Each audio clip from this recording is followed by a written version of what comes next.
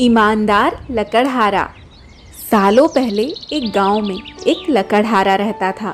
वह रोज जंगल में लकड़ी काटने के लिए जाता और उन लकड़ियों को बेचकर जो पैसे मिलते उससे वह खाना खरीद कर लाता और अपना घर चलाता। एक दिन वह नदी के किनारे पेड़ की लकड़ियां काट रहा था। काटते काटते उस लकड़हारे के हाथ से अचानक कुल्हाड़ी नीचे नदी में गिर गई। लकड़हारा काफ़ी दुखी हो गया। उसके पास इतने पैसे भी नहीं थे कि वो नई कुल्हाड़ी खरीद सके। लकड़हारा निराश होकर नदी के किनारे बैठे बैठे रोने लगा और सोचने लगा कि आज तो उसके बच्चों को भूखा ही सोना पड़ेगा।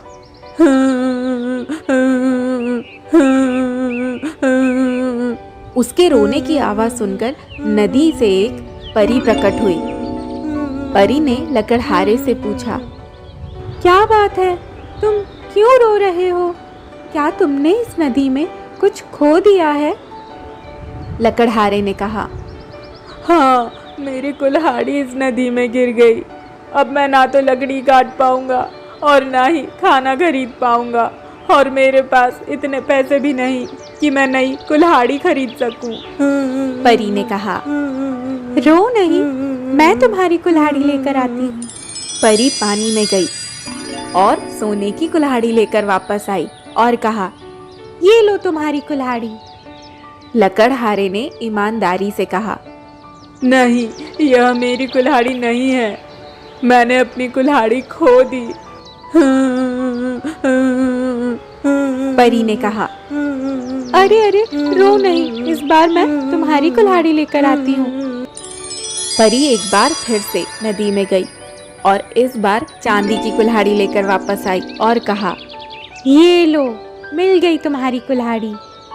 लकड़हारे ने एक बार फिर ईमानदारी से कहा, नहीं, यह भी मेरी कुल्हाड़ी नहीं है।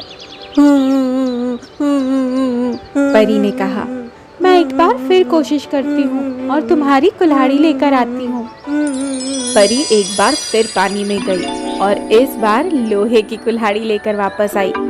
लकड़हारा अपनी कुल्हाड़ी को देखकर बहुत खुश हो गया और कहने लगा, हाँ हाँ, यही है मेरी कुल्हाड़ी।